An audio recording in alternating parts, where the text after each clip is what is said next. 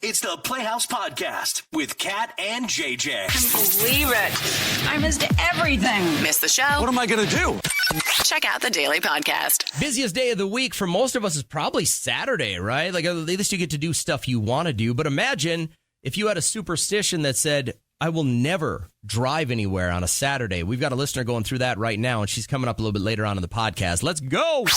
I usually reserve the statement, the silly season, for when people start getting a little wonky around Christmas. But knowing that it's an election season and your timeline has likely been filled with all sorts of hate rhetoric or here's why I love one person more than the other. And by the way, that's cool for you to post. And maybe you think you're going to influence someone else. It probably won't be me because I'm going to do my research. But it is for sure the silly season in Alexandria, Minnesota. Yeah, it's a case of whodunit. And they figured it out. The Alexandria police were on the beat and they did their job. And they really did have to do some investigating and watching surveillance videos and ended up busting this woman in her 50s. She had stolen over 240 signs, which now is a felony. It's grand theft now. Yeah, so that's over $422 of value in stolen signs, which it was not all political. There were some for like craft fairs. There were some for no parking at certain insurance. She wasn't like a crazy lefty or righty. She was just stealing signs. Somebody had stolen her husband's sign. Okay. And so the headline is a couple has been charged with stealing over 240 signs for state representative campaign. So it wasn't all. There were some Trump signs in there. There were some other ones, but there was a bunch for this craft fair that was happening. But the body cam footage that has been put out with the quote of this woman is also a learning experience for us because I had no idea where you could place signs. Like if you're about to have a garage sale, you have to have it further than 12 feet away from a right-of-way property. So like if it's on your property, have it like 12 and a half feet from a sidewalk. You know where people love putting these are in roundabouts. Yes. Roundabouts or like on corners of highways. So you can see down this way, we have a bunch of garage sales. And I was about to have a garage sale next week. And now I know. Now I know where I can safely put my sign. But the quote from her is brilliant. It's amazing. She says, you know, if I put a sign within 12 feet of this property by law, you as a person could come by and take that piece of property because it's in the right of way. You can't even put a technically a garage sale sign, a realtor sign or anything. Them bees gotta go. So is she spinning this as I'm doing a public service by removing things that could be detrimental to the safety of drivers? Is a tit for tat. Okay. This is you took my husband's sign, I'ma take a bunch. And they ended up tracking down this woman even after they like thought that maybe she had done it. They talked to her and she said no. She's like, absolutely not. Who would ever admit to that? And then they go to her house with a warrant and found all these signs painted over too. A lot of them were painted over, but. Now, I know a lot of people that live in the Alexandria area, and I've spent plenty of time, and it's gorgeous. I always feel safe. Yeah. I've never thought that something. Does not make me feel unsafe. But now imagine you're an Alexandria cop. Yeah. And you go to the judge and you're like, we're going to need a warrant. Oh, really? Did you find a methamphetamine lab? No, we believe this woman has been stealing garage sale signs and storing them in her basement, and we'd like to bust her. We're going to go in there at 3 a.m., SWAT team, everything else. And then they find all of these signs. I can't imagine in that region of Douglas County that they have a lot of pop-ins to a judge's house. Like on SVU, they pop into the judge's house at all hours of the night, and he always has a poker game going on. It's always 11 p.m. You're interrupting my poker game or time with family or whatever, but I'll sign this and you can go catch the perp. But I just thought, wow, drama happening out our back door, essentially. We boom into Alexandria, so if you are listening and this... And you have a sign missing. Life. We know where it is. We can get it back for you. It was this gal, and she wants them bees to go. Did you see a mug shot? Oh, no. I bet I'm friends with her on Facebook. That's what I do. Do you ever do that when you read a headline from like this area? Do you check to see if they're friends with you on Facebook? I do it every single time. Well, that's weird. I was talking to somebody over the weekend about that, and they're like, somebody actually said at a party, oh, do you know this person? And I go, no, I don't know who you're talking. Well, you're friends with him on Facebook. And they're in a hiring capacity, and they said they looked him up online, and then they knew that I was a friend with him. And I'm like, Oh, yeah. I have Here she is. several thousand people that listen to the show that I've probably never met that I don't mind befriending on Facebook. There she is. Now, she doesn't look like a criminal. Like, if you straight up saw you, what you think she looks like a criminal? Oh my God! I did not Your say face that. said it all. You didn't have to say did it. not say I start saying to Kat, she doesn't look like a criminal, and Kat gives me the "you're high" look. They're calling it the Hoff Heist 2024. Oh, they gave it a name and everything like that. So, listen, we all make mistakes, okay? We all can see the error of our ways. Did she mean to do all this? Probably. But would she do it again? We don't know. I think we're forgetting about who the real heroes here are. The Alexandria PD. APD. Hit me with the free Money. Jenny, would you concur that $1,000 would increase your life value right now? By at least $1,000. Yes, Yeah. absolutely. Would do you you- go get a nice new fall wardrobe? I was going through my closet this weekend and I'm like, I need to go shopping. I want to go shopping. Me too. I would like that. Yeah. What are you doing right now? It sounds like you might be on the road. Yeah, I'm on my way into work. All right. Well, it would be our pleasure to get you paid before you even get to work. The game is called Coulda, Shoulda, Woulda. Got $1,000 in the jackpot 'cause it's Monday. And your first big decision here is, who do you want to play with? Who do you think you jive with more as you listen to the show, Kat or myself? I think I'll play with Kat today. Okay. So we will let her make her way out of the studio. And once she is beyond our earshot, I'm just going to give you 5 words. And all you'll have to do is kick back to me the first words that pop into your mind as you hear these. Any questions? Nope. Okay. Kat is safely outside in the hallway, so you and I are ready to go. Jenny, what's the first word that pops into your mind when you hear the word jump? Hi. That would have been mine, too. What's the first word that pops into your mind when you hear the word watch? Time. How about the first word that pops into your mind when you hear the word help?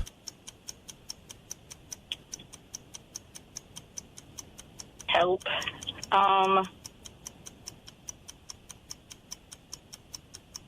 Rescue. How about the first word you think of when you hear swim? S-W-I-M, swim. Water. And last one, you're doing well. What's the first word that pops into your mind when you hear the word ring? R-I-N-G, ring. Rain. Ring, R-I-N-G, ring. Ring. Yep. Okay. Wedding. Okay, perfect. We'll bring Kat back into the studio and see if she can match up. And I think you had really good words here. Let's see what she thinks. You can come on back in. As she makes her way back into the studio, she'll get comfy, and then we're going to give her the same 5 words. If she gives us the same 5 responses, you are headed shopping, Jenny, with $1,000 Woohoo! cash. So let's get after this. Here we go. Kat, your first word, and I just want the first word that pops into your mind when you hear the word jump. Hi. Hey, we're up for one. Yeah, let's go. Good start. Let's go shopping, girl. Let's go. Kat, what is the first word that pops into your mind when you hear the word watch? Watch. And this could be a wristwatch or it could be like looking, right? Watch.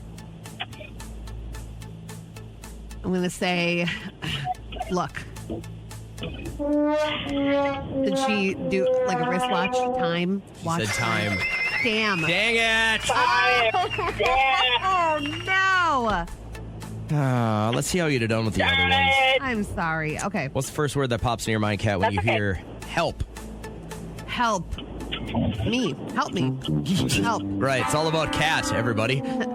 She said Right. rescue. She would want to help others. She would rescue others. You would just want You hero. yourself. Okay. How about the first word that pops into your mind when you hear swim? Swim. Beach. Swim. Water. Water, she said, yeah. Water. And the last one, what's the first word that pops in your mind when you hear the word ring? Engagement. No. Close. Wedding. She said wedding. Yeah, you were right around. Like your second guess Was. with a handful of these was right on. So you guys were just a little bit off the same page today. Sabrina Carpenter, who I thought everyone loved her. They're calling it the Summer of Sabrina. And I couldn't agree with that more. She has incredible songs. She's very good at what she does. But the thing is, ticket prices are out of her control. She's We not gave the away one a that bunch of sets these them. tickets, and I didn't realize. We gave them away before they went on sale. I didn't realize what ticket prices are going to be like. But I mean, the show was sold out when we got those tickets. It's sold out. People buying $917 for 2 tickets is what. And then they said some of these fans are upset. How on earth are teens and families able to pay that? Really, Sabrina? Very disappointed. Once again, it's not her fault. I doubt she's setting her ticket prices. Yeah. I'm sure she would do concerts for way less because she's one of those artists that love her fans, but people have to get paid, and it would be fun to see the breakdown of why certain tickets are just so much. I get real estate. You want to be up close. David had texted in $2,200 was the most that he spent on 2 tickets. They were almost front row for Garth when he did that 10-day Oh, yeah, that 10-day stop, stint, yeah. or the 10 show stop. And he said totally worth every dollar. Kelsey said, my mom spent $1,500 for her and her sisters to go see Taylor. I feel like that's on the cheaper end. I think my Kelsey. sister's done that. I think she's dropped a hefty penny to take her daughter to see Taylor, and it was either New York or Canada. So it was before the pandemic hit that Liam was really into Biebs. And of course, I've always been into Biebs. And I'm like, let's go. He's coming on tour. Let's go watch him live. And Liam's like, yeah, that's so cool. Pandemic hit. It was canceled for 2 years in a row. And then finally got to go see him in 2022 when he came to town. But those tickets were, for 2 of us, were only $350. That's not bad. So I really don't buy concert tickets unless it is somebody phenomenal. Like I would spend money to go see SZA. I would spend per ticket maybe $250 to go see SZA. My wife, when the Cubs in 2016 were making their World Series run, we had a chance, and she had a chance to get tickets to go to Wrigley and see, I think it was game 6. Okay. And they were going to be like $950 a piece. Yeah. Then airfare. And we would have flown in the day of, taken in the game, flown out the night of. So there wouldn't have been any hotel. And I was like, You gotta get a hotel. I should have done it. Like she was all in. Usually she's the one of like, she works in finance. So she's got common sense about money. And I was like, honey, I don't want to spend this kind. Like that's it's $2,000 to go to a baseball game. And I'm like, we could just watch it at home and have a beer here. And every second of that game that I watched, I just saw myself sitting in one of those spots thinking about the energy and like you would, it's one of those experiences, right? Like you got to put the money aside and go experience. So it's way different for me to be at a sporting event experience than a concert, because a concert, you don't have a lot of synergy with the people around you. Yep. You're just singing along with songs or listening. At a baseball game, you got all this downtime. You get to know the people you're next to. You get to make a beer snake. You get to do all that kind of stuff. And so I regret that heavily. Maybe it was a concert. Maybe it was a comedy show or a sporting event, but you shelled out how much money to go to this event. Right now in your life, other than SZA, is there any act on the planet you would pay $1,000 to see? Any act on the planet? Man, I don't know. I'd probably go see Celine again. I know that I'm lucky enough to have seen her once. I don't want to get too greedy, but I can't even express to you like how much of a religious experience it is to see that woman sing. It's crazy. She's not even real. Like an alien from planet Celine. So I would pay $1,000 to see, if it was like the perfect setup. It was Jay-Z and Snoop and Dre. And that I'd pay $1,000 to see. Okay. If you knew it was going to be a 2-hour show, that's really not bad money spent. Right. Okay. So who would you spend money on? Better yet, who have you spent big money on to see? I'd love to know how much it was for you. Bingo! How fun! Last week, someone lost an eye at bingo. Bingo! Bingo what bingo? Bingo! Now, here's how Listener Bingo works. Kat and I are each looking for something very specific. We want to get your story on the radio, but you can't call yet until you hear what we're both looking for, and only the first person through gets to come on and tell their amazing stories. We get to know you a little bit better. Maybe you're somebody listening who... Well, I watched this video, and it was so horrible. So mine is you think you had maybe a bad proposal. You don't have to say your name to us or anything like that in case you want to maybe save some feelings. But this girl was driving along with her then boyfriend, and this huge truck comes and cuts them off, okay? They jump out. They grab her boyfriend, put him in the back of the truck, all right? She thinks he's getting abducted the whole time, only to pop out with a bouquet of flowers and a ring and propose to her. Takes him. Oh, my God. Oh, these are Russians, by the way. Of course, this is how a Russian would propose, right? They think that it's the most romantic thing. They pretend beat him with a tire iron. I mean, they were all in. They were committed.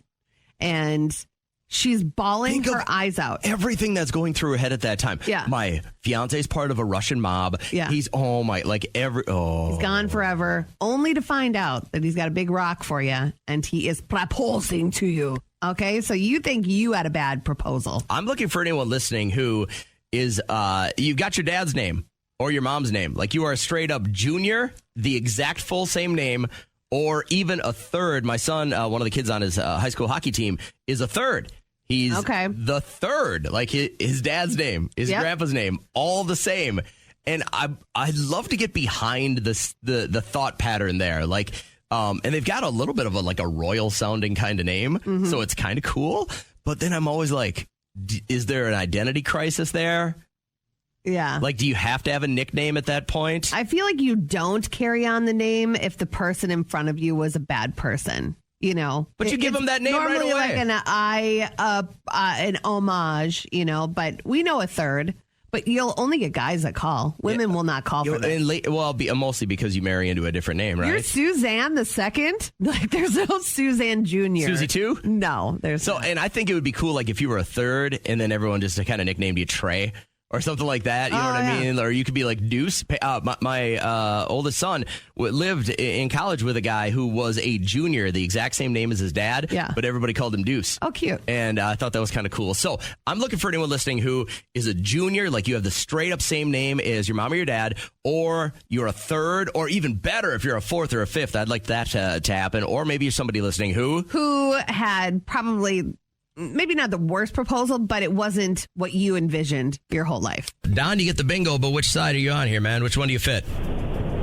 I'm a junior. You're a junior. You have the exact same name, middle name, and everything as your dad.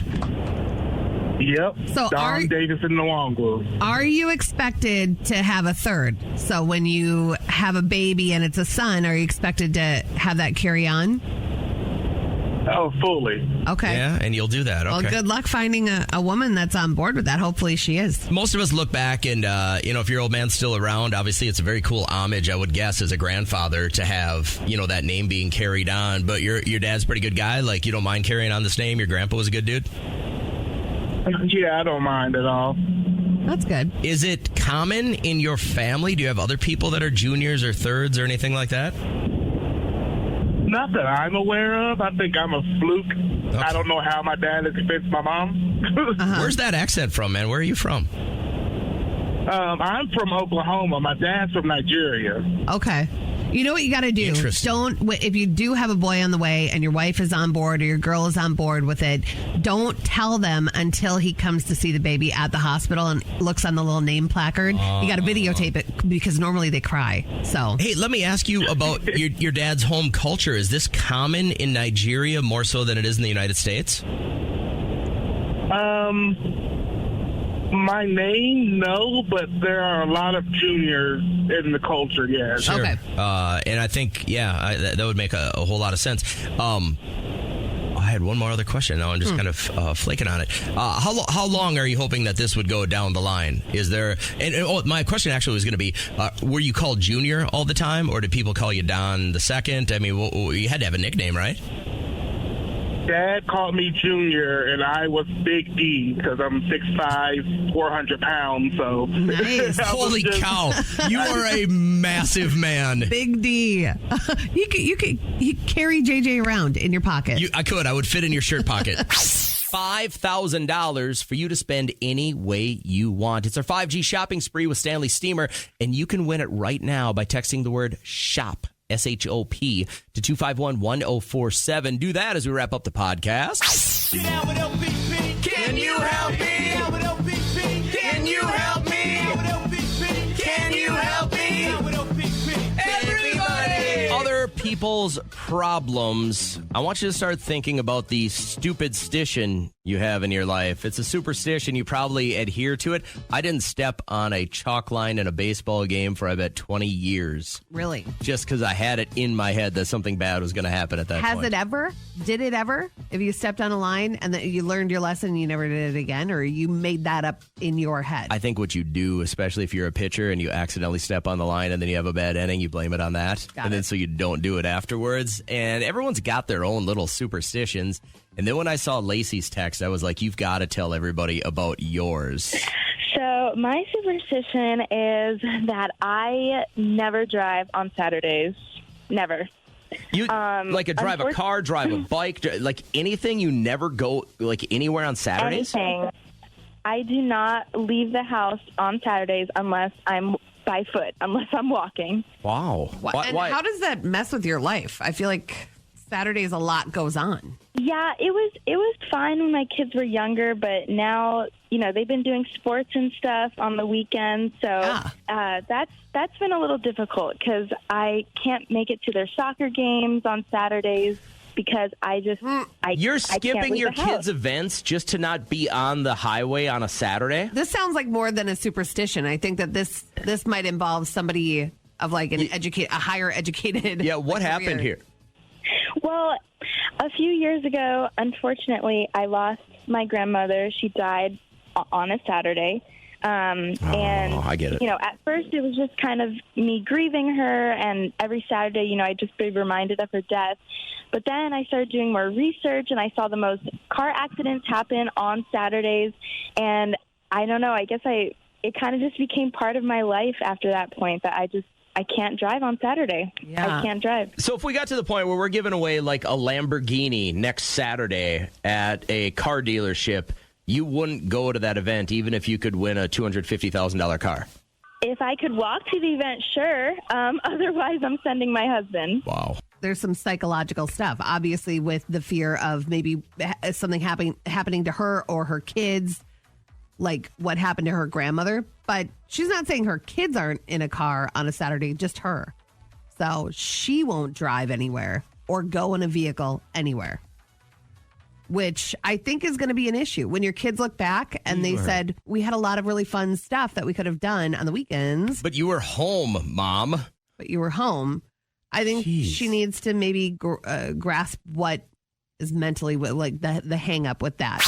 Talking to Lacey a couple of seconds ago, and I'd been texting with her earlier. We just kind of struck up a conversation, and we found out that she won't drive or go in a car on any Saturday because there are more car accidents on a Saturday, and her grandma died in a car accident on a Saturday, so she refuses to get in a vehicle on Saturday. She's missing her kids' soccer games, stuff like that now because they're 30, 40 miles away and she won't drive. Yeah, she said activities are starting to amp up. She's starting to feel like she's missing out a little bit more. I think, honestly, it's a quick trip to go see somebody and decipher what is really holding you back and get a hold of those emotions, because I don't think it will stop here. I think you might start finding other things to make excuses. Like you look for the second day of the week that's heavy with traffic accidents and you won't go then in either? Well, I'm just saying I am not downplaying her feelings because there's something mentally blocking her from doing this. And I think it is maybe the tragedy of her grandmother dying in a car accident. And all you have to do is talk to somebody about it. Like a lot of people hold that stuff in. I was a huge believer. Push it down, girl. Push it deep down. Don't talk about it. But there's nothing wrong with talking about it. You could find a solution. And before you know it, be at those soccer games on Saturdays. Be at those baby showers on Saturdays and not miss out. Any superstitions that play havoc in your life? No, not so much for me. Carissa had texted in. And I'm not going to lie, this has been in the back of my mind. And I think you saw it not too long ago during the show. And I'll remind you. But Carissa says it's not superstition, more paranoia. My kids are not allowed to go swimming or near water unless I'm around. Oh. So I get that. Liam went to a friend's grandparents' house to go fishing for like 2.5 days. And I knew they'd be on the water, and it did something to me. And I could barely focus on the show. I was texting. He wasn't texting me back because he's a normal kid sleeping in and just enjoying You time. thought for sure he was dead. I don't know. I'm just like, did he buckle his life vest? Did he get trapped under the boat? I don't know. But it really did something to me. So I kind of get where Carissa's coming from. Andy said, my superstition is that I have to kiss my dog before I leave every day because I'm afraid he's going to die. Yeah, that's... Is that what most superstitions are based on? Is that you genuinely believe something bad's going to happen if you don't do it? Absolutely. Break it down. You thought your game would not turn out well if you stepped on a freaking chalk line.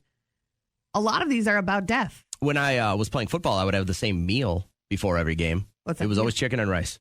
Oh. Always chicken and rice. That's all you nothing eat else. now. All right. I guess I haven't stopped that. Hey, good morning. How are you? Good. How are you? Good. You got a weird superstition we should know about? No. I just wanted to give this young lady, Lacey, a little advice. Oh, yeah. please do. I'd love it. There's 2 books. They're called Mind Hacking Happiness, written by Sean Webb. Okay. Read them. Mind hacking happiness? Yes, sir. Gotcha. So you say read them, but like, what is she going to get? Is going into your mind and helping yourself get over certain situations that are hindering moving forward in life, or what? It tells you exactly how your mind works, where every emotion comes from, and it goes into a whole lot of other stuff. Did it change you? The tight. Oh, yes. Big time. Really? What was holding you back? I was just an angry person Oh. And now you're not. all the time. At all. Can Kat get a copy of your book? I think that would help us out Shut quite up. a bit. If you could just maybe just. Oh, yeah, they're all audible. I don't need a book. Did you say they're audible too? So she doesn't even Yeah, have to you- read. She can just oh. listen. Oh, you don't need a book. You don't need a book. Yeah. You want that book. Man, I'm glad that you read that book Those because a lot of people that are quick to anger think it's everybody else's problem. And I think that it was a very mature move for you to do that. There's many other emotions that are like that. Was this court ordered, or did you do this by yourself? No, I did it by myself. Okay, well, Oh, good. look at that. A Good job. I mature heard the person. author talking on the podcast, Fair enough, and man. just the stuff the guy said, I liked it. It all So- synced up. I like that you found something that worked for you, and thanks for the advice. We appreciate you. Once again, what's the name of the book? Yeah, no problem. Mind Hacking Happiness. Happiness. Look at that. All right, good. And it has no like sex scenes in it or There's a anything. red one and a blue one. There's 2 volumes, Okay, Okay. check. and they're easy to read. If they have pictures, Kat's in. There's a couple pictures. Perfect. All right, Good. I'm out. We got it all solved today. Thanks, man. Have a great morning. If you were to quit this job today, would you give 2 weeks' notice? I would offer to stay until, because in this position, it's like, it's tough. It's not like somebody that can hop in and learn how to do a till. There aren't a lot of people that want to move to Minnesota, to be honest with you. So I respect you enough. And If you were doing your show solo, if you were it was just you, and you had realized your time was done, it was time to move on, you got a better offer, Yeah. you were going to move, whatever the deal was, you'd still give 2 weeks' notice? yeah, sure. I would. I don't think this is a thing anymore. Our industry is pretty brutal. Not to lift the curtain on the Wizard too much, but over the last week, there were certain really big radio companies across the country that cut a lot of positions. You used to say something a while ago, and I don't know if you still say it, but you're like, listen, if you start looking, let me know. It's like, hell no, I'm not going to do that. I would never tell somebody I'm starting to look. I've always tried to do that with our team here because there's 2 things. And the reason I say that, number one, if you're unhappy with something here, it gives us a chance to purge that. And if you're not going to be happy here or there's something just better, then at least you give us a little bit of time to try and fill your position. But what I've realized now is that nobody believes that. I saw somebody had forwarded me this thing on TikTok about this guy who had given his 2 weeks notice on like a Friday, said, I'm going to give you my 2 weeks notice. He jumps online Monday. He had this work from home job, And immediately he links up with the supervisor and he's like, all right, let's get the day started. Good morning. How are you? And she goes, well, Stephen, we're ending your position here immediately. And this guy had it kind of planned out so that he'd have those 2 weeks worth of pay. Yeah. And then he'd get his vacation paid out. And then he'd be able to start his new job. And then they just cut him loose right there. And my dad used to say, and I don't know where this came from because he had always been like, a pretty exemplary employee. But he was always like, they're not going to give you 2 weeks notice if they're going to can you. Exactly. And then the theory was always, well, if you don't give 2 weeks notice, they're going to hammer on you if somebody calls for a reference, which they can't do. They can really only say that you worked from X to Y. Which says a lot. If somebody doesn't have a ton to say about you, then that says a lot to your next employer. So even if they're scorned, it's still going to send the wrong message. Have you ever given no notice at a job that you left? No, I don't think so. I've always given 2 weeks notice, but I wouldn't let somebody know that I was looking only because what if I change my mind? Yeah. What if I realize before I leave that the grass might not be greener and then I want to stay and then all the while you found somebody to fill my spot and That's dangerous. Yeah. I gave no notice when I took my first job in radio because I was working like at a Haagen-Dazs shop. And the guy knew I was looking and I wanted to get into radio and I had done my schooling and everything like that. And he knew I wasn't there for the long term. And I remember just going, hey, it was on a Saturday and we were wrapping things up. And I go, Larry, I'm going to have to, I'm not coming in Monday or anytime next week because I'm moving to Iowa for a radio job. Unless you're the owner, who's in the Haagen-Dazs business for a long term? He was making some heavy. He's the owner. Yeah. Yeah. So but he would work all the time too, right? Like, and I think if you own a business, especially a smaller business, and you're not working it, like you're just letting money seep out. Yeah. But I said, man, I'm not even going to be able to come in next week. And he's like, nope, I expected this. I know it. So like that weird line of communication. But I think this is becoming really rare right now for 2 weeks notice. I think like my kids and your kid, their generation, I don't know if they'll be given 2 weeks notice. And I do believe that if a company expects you to give a 2 week notice, they should also be giving you 2 weeks notice you're on your way out. And if that means just leaving you on the payroll for 2 weeks so you can get your ducks in a row or giving you decreased responsibilities so you can't really hurt the company. But I look think at that door backwards. swings both ways. Like if they give you 2 weeks notice that you are going to not have a job in 2 weeks, you have a disgruntled employee on your hands for 14 days. Or maybe you have an appreciative employee knowing that they've got 2 weeks to find another gig. I don't know. You can hope in one hand, but I don't think that would I think be it's the backwards. case. I think it's a backwards thing in corporate America to have to give 2 weeks notice if they're going to can you that day. Right. I think that's completely backwards. And it looks like the more I kind of was looking into this morning, I guess what I was hoping for is anybody out there actually still believe in giving 2 weeks notice. I think it's a good practice to still have. I think it shows character. I think you're just like, listen, I value my time here. I value you. So Maybe you're say, not leaving on a bad note. I think it's a respect thing. If you were getting out of the radio business, you'd still give 2 weeks notice, even though you were moving to Colorado Springs to do something else, maybe start your own business. You'd still give 2 weeks? Yeah, probably. Really? Yeah. I don't think I would anymore.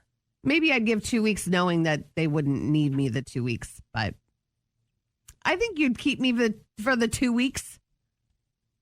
Less to do for you for 10 business days. No, and ours is a different job, right? Like we lean on each other pretty heavy. But if you just had a job where you were just doing your job every day, knowing full well that tomorrow they could be like, nope, your position's been eliminated. Yeah. Nope, we're cutting salaries. Would you still give them 2 weeks? I think this is rare. I think you're going to see less and less and less of this unless corporate America says, we're going to give you 2 weeks on the way out. And maybe even they just pay you out and you don't have to go to work. But either way, I was just wondering if anybody else would just like straight up quit. Dakota said, yeah, I've done both. Okay. Well, case by case basis for sure. Like if they're a bunch of jerks, you might be able to live with yourself. I would love to see that 2 week notice thing just go completely by the wayside.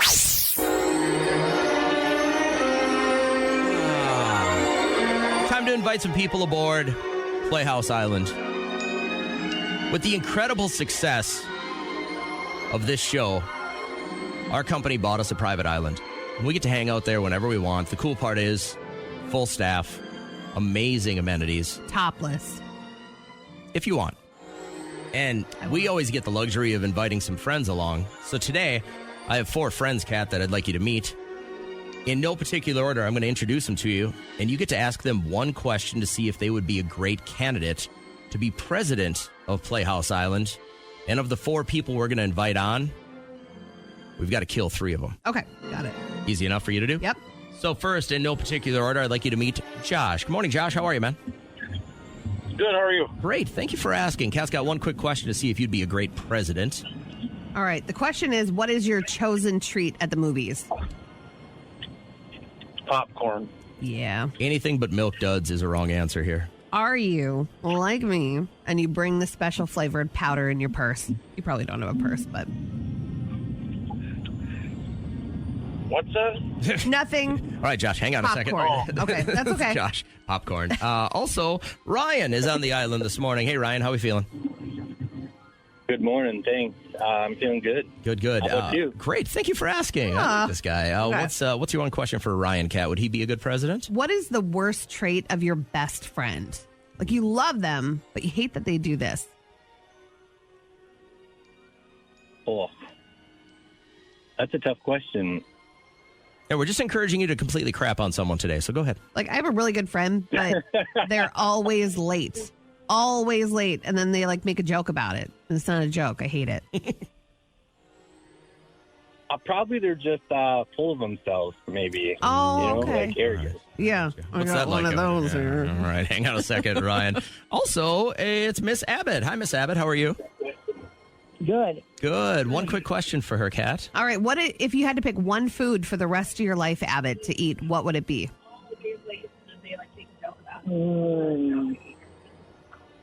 I would say hamburgers. Perfect. You can do a lot with hamburgers. Okay. All right. That's Miss Abbott, who is a hamburger fan. And also, Katie is on the island this morning. Good morning, Katie.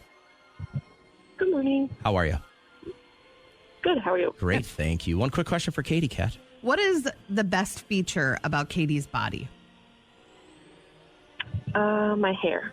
Oh, you got good hair. Becky with the good hair. All right. Okay. That's Katie with the amazing locks. So you've got a chance to meet everybody this morning, Kat. Who do you, in your opinion, think would be fitting of the title of president of Playhouse Island? I'm going to probably go with Ryan. Ryan? Huh? Yeah. All right. And what about Ryan made him such a good candidate for president? I feel like he's not full of himself. He has friends that he notices that are full of himself. So I think I have a down-to-earther here. I have a couple of friends that are really great golfers, and I hate that about them because it's very difficult for me to play along. That's a flaw in you. No, That maybe you don't like something good about something. All right, Ryan. Hey, congratulations! You are president of Playhouse Island. That means you have all the power. So the first item that you must tackle on your presidential list is to vote off one of these phone lines. 1, 2, 3, and 4 are full. You don't know which line you're on. Who do we hang up on?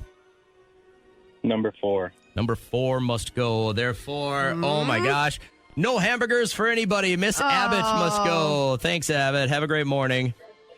Yep. All right. So she was so disappointed. She was so angry at you, Ryan. You're not making a lot of friends here, but she was probably full of herself, so that's okay. Now, who else? 1, 2, and 3 are still live. Who do we hang up on next? Number 1's got to go. Number 1 must go. Therefore, Katie, you and your great hair, you're gone. I'm so sorry. Bye, Katie. Great effort today, though. Way to just sit there and do nothing. Have a great day. Thank you. You're welcome. She was so I feel like she's in a water closet somewhere, like at work. Grateful for the opportunity. All right, Ryan, not often do people run the table on this one, but you've got the unique opportunity to win, or Josh is just going to sit there doing absolutely nothing and win this contest. So 2 and 3 are still live. Who do we hang up on next? Number 3. Number 3 must go. Therefore, we say goodbye to Josh. I'm so sorry you're gone, man, but I hope you have a great morning. And just like that, Ryan absolutely ran the table and won the game today. That's how you play, Ryan. Good for you. Wow. Got milk today? Today is National Milkman Day. Happy National Milkman Day. Milkman extraordinaire. Got milk? Ask the milkman to fill the tub with milk. It's showtime. I feel very old most days, but I was never old enough to have the milkman stop by. And I grew up in a really little town. Really? You never showed up with the glass bottles Never and had took a the empty milkman. ones away? Same. Never had that. We did just go to the grocery store. We did have a milk vending machine up the street from us, though. And they would put half gallons of milk in there. And I remember my dad giving me a handful of change on more than one occasion, saying, hey, run up and grab a half gallon of skim. Yeah. And you would nice. run up there, and it was cold, and it was right next to like a laundromat. Yeah. And all you did is you popped in your, 50 cents at the time, I think, hit the button, half gallon of milk in the paper jug came out, and you were good to go. Nice. Well, maybe they just stopped the notion of milkmen because babies were being made. That's kind of the joke, the running joke. Like, hey, you look a lot like the milkman. And sure, the guy would go away. He'd have his job, and all of a sudden, lonely mom's at home, and the milkman comes by with a 6-pack of milk. And would you like to come in? So I'm not making light of the fact that you don't know who your dad is, but if that's your situation, we'd love to hear it. It made me think of instantly this girl that started at my middle school. And she became friends with our group quite quickly. Her name was Tanya, but her dad was in the military, so they'd move a lot. He was black. Her mom was from Finland, okay? So one of his stops, they fell in love. Blonde, pale woman, okay? Tanya had not one dark hue to her skin whatsoever. And that was her dad. Genetically, that can happen, though, right? Of course it can happen. Of course it can happen. She's not a freak. And I don't think they ever, spoke of it, but I mean, it had to have been what? Well, it makes me think about, there's a couple of instances on Maury where the lady's got purely an African-American heritage child. Yeah. And the two guys that she thinks are the dad are both complete white trailer trash guys. And then everyone's surprised, and she runs backstage and throws her body on the ground. And Maury goes back, listen, let's come out and let's talk about it. Because obviously there's a third that we have to test. But have you lived that life? Luckily, I have not. My son will not. But you lived the life of not really knowing who your dad was. I mean, you got it on the mental level too, of not really understanding that. But then also, the older you get, the more you start thinking about any pre-existing genetic conditions that you have, right? And you want to know what your family history is. So, are you more risk of heart disease or anything else? Mm-hmm. Could have been just like a not so proud moment that your mom had, and just playing it off. It could be whoever's raising you as maybe your dad. But you were a little bit promiscuous, and you were just with a couple of different fellas throughout a time frame, and you didn't know which one was the dad, and you didn't care. Maybe you didn't pursue it. Just crazy. But I mean, we didn't do do you like milk on your cereal today as the topic. I wanted to change it to, because that's the running joke. Are you the milkman's child? So there are likely hundreds, if not thousands, of our great-grandfathers walking around that were probably milkmen that got action on the daily during their job. Really? And back then, you were supposed to live such an honest life. You know? It was all, beaver cleaver stuff. Yeah, behind closed doors. But have you ever had that be your life? We're talking about it right now. You're like, I absolutely did not know who my dad was. Could have been this guy, or it could have been this guy. You were 13 and a guy shows up at your door and he says, I'm your dad. Yeah. You're like, wait, what? Who's been raising me this whole time?